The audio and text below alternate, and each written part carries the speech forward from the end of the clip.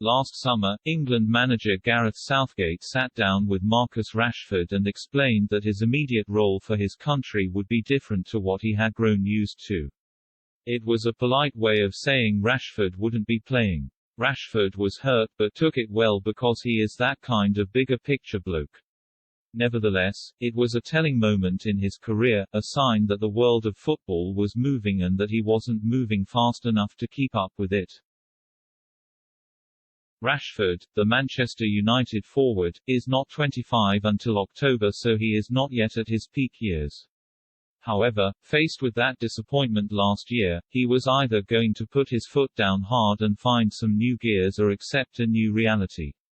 9 months on, the best we can say is that his dilemma remains unresolved and that it has now begun to shape his life at Old Trafford also. With England, his problem exists in the shape of players like Raheem Sterling, Jack Grealish, Phil Foden and Bukayo Saka.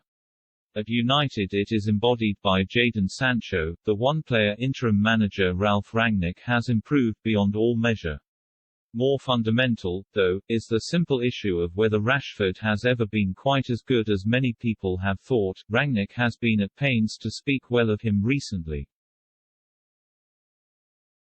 The German says Rashford has everything he needs to be a top player. But he has been saying this while simultaneously not always picking him.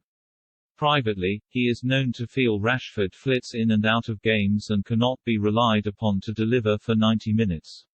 Some have wondered if Rashford's well-publicized work away from football has impacted on his day job, and it is okay to ask that question.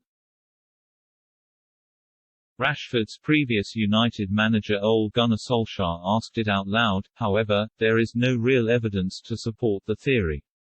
Those who know about these things at United say Rashford remains as committed and industrious as ever. Just as importantly, his current reduced circumstances are known to frustrate and irritate him. A personal view is that the core of the issue is rather more fundamental, one related simply to the nuts and bolts of football. I have long thought that Rashford is one of those footballers unfortunate to fall between levels.